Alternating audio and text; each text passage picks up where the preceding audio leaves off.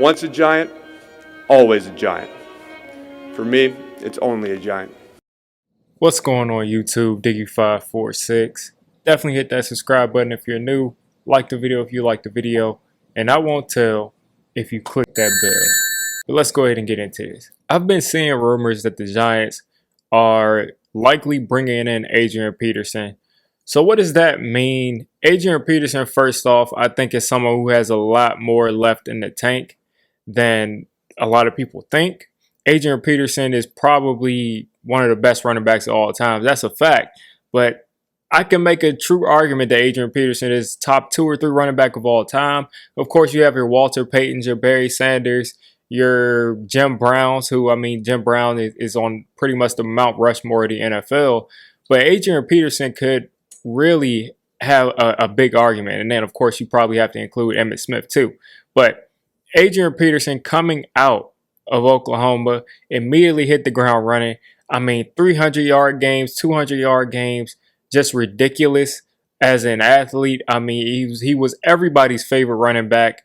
My favorite running back as a younger kid, besides the Giants guys, Tiki Barber, was Shaun Alexander. And Shaun Alexander, he had that power, he had the speed, he had the elusiveness. He pretty much was that all-around back that was elite at pretty much everything. And then Adrian Peterson comes out right as Shaun Alexander is on the decline, or I think that was right after his MVP season. But anyway, AP comes out pretty much on the downside of Shaun Alexander's career, and he picks up and he's basically everything that Shaun Alexander is, except he's a little bit more powerful, he's a little bit faster, and he's a little bit more elusive. So Adrian Peterson off of the bat was going to have a great NFL career, and it's been so fun to watch him over the past, got drafted in 2007, 2008, so it's been, 13 years. I've seen his whole career, and he's definitely one of my favorite players of all time.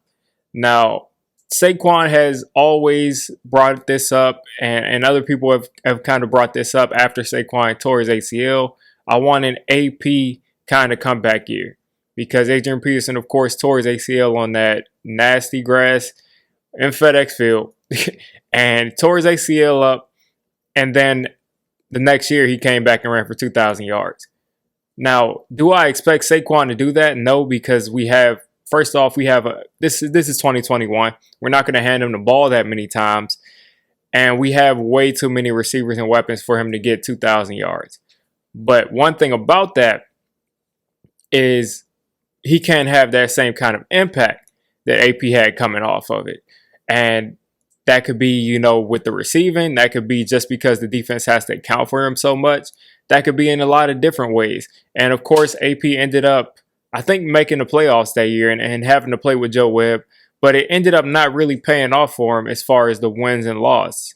So Saquon is definitely wanting to have that kind of a year that AP had. And what better way of having that kind of a year than to have AP literally in the locker room to walk you through step by step. They've seemed to have had a close relationship ever since Saquon has gotten into the league, because you see him pretty much every time they played Washington or every time they played whatever team AP happened to be on. I think it's mostly been Washington.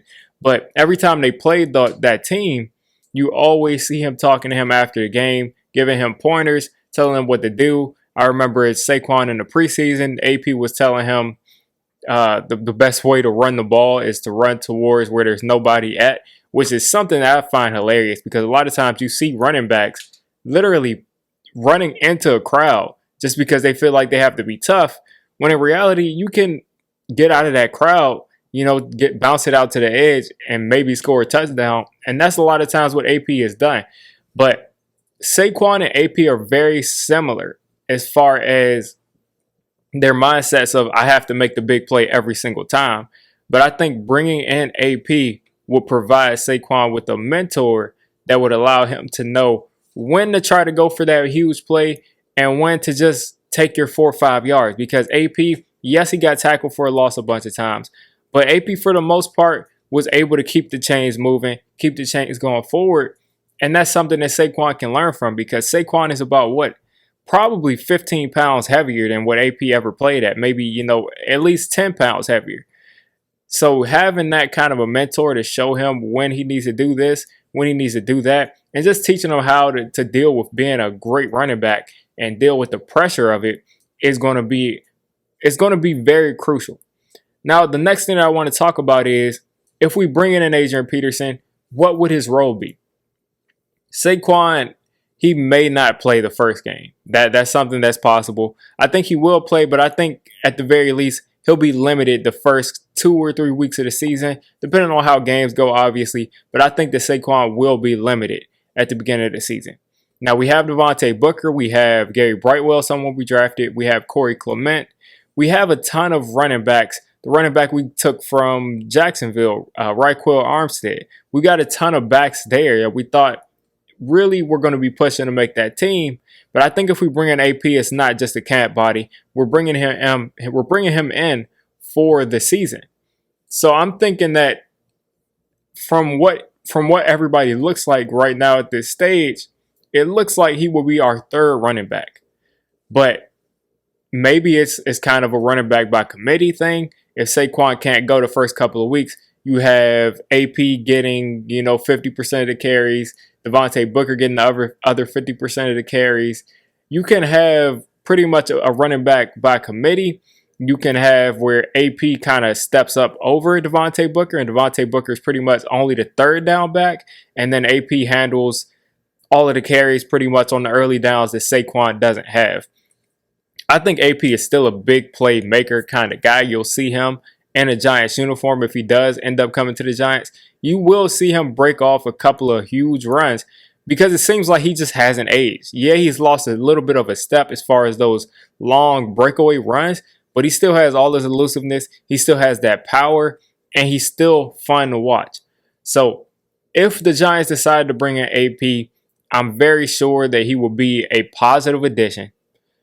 I haven't seen anything done. I think I saw that rumor first yesterday or the day before yesterday. But if he does come and be a Giant, I think that he will mentor Saquon. So Saquon, as far as coming off of that ACL, having someone who had to deal with that, who had the pressure of being a great running back and returning back to what he was before that injury, he's going to be able to give him a step-by-step kind of walkthrough of what he had to go through. So that already is a huge bonus.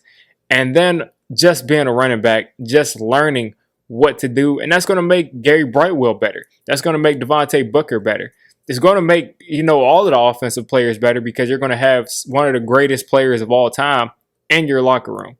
So please go out and get AP. If you already haven't done it and it's just private, please go out and get him. He'll probably show up in training camp. Can't wait to see it. I've gotten to see a lot of my favorite players eventually wear Giants colors. One of my favorite players of all time is DRC. So hopefully we get to see another one of these great players play for the New York Giants. You guys let me know what you think of possibly bringing in AP. I think it's pretty much a done deal, but we'll probably see more news about this when camp rolls around. If you made it this deep into the video, come on, just hit the subscribe button. I make Giants content primarily, draft content secondarily, and during the season I'm going to be doing a lot of reacting to pretty much most of the NFL games and everything NFL. So if you made it this deep, go ahead and join the D6 squad.